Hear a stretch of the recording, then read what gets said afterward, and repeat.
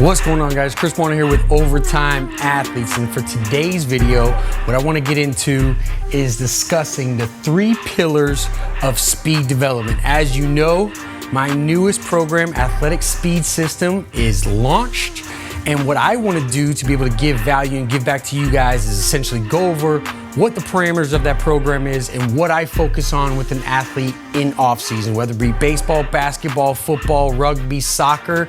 There's a few things that I focus on in the off season to get the most bang for your buck and ultimately reduce that time on that stopwatch, and that will translate over to their sport. So going through these 3 pillars, number 1, we have relative force production.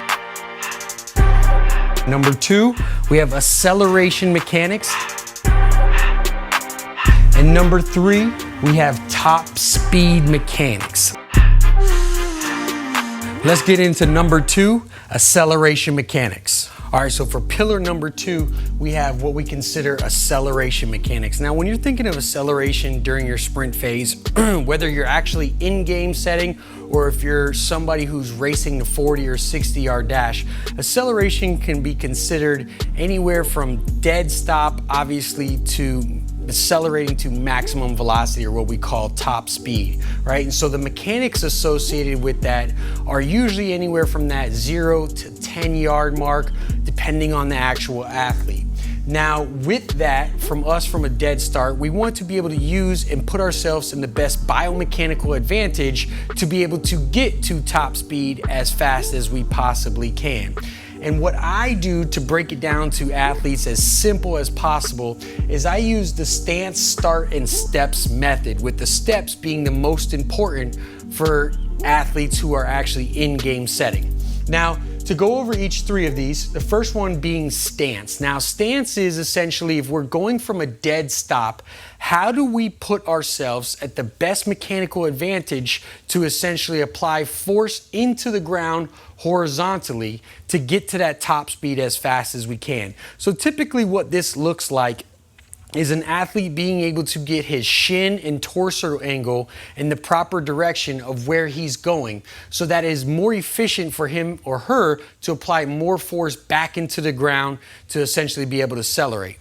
Now, on the second step, it comes into the start. Now, usually what I consider a start, and what most athletes lack or are inefficient at, is their ability to be able to produce force out of both legs. I always tell my athletes, if you were to perform a single leg broad jump or bilateral, basically with 2 legs, what would be further? Now, the common sense tells you that 2 legs is always going to be further than 1.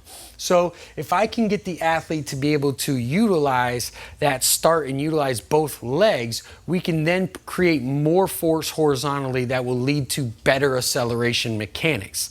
Now, you might be saying to yourself, what about a game type setting?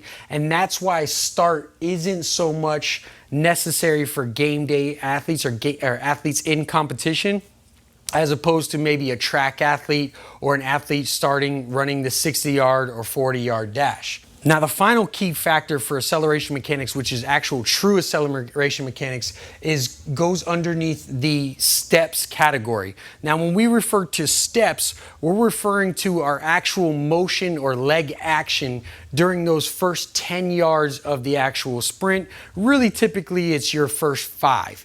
And really what we're looking at here is lower limb action. How can we decrease the amount of knee flexion, which essentially creates that cycling motion? So as that knee flexes and that heel cycles through, we're actually creating a more deficient movement where it's essentially taking away from the athlete's ability to produce force horizontally. So our whole goal here is to be able to teach the athletes to drive back down to the ground, produce as much force in an efficient manner that's overall going to help their acceleration. Now, if you're interested in learning how to do this, obviously you could check out my newest program, Athletic Speed System, where you check the link down below. But if you focus on these 3 steps right here and increase your acceleration mechanics, whether you're starting on track or 40 yard dash or transferring that over to the actual field of the sport that you play, if you're able to nail those down, you're able to increase your overall speed development.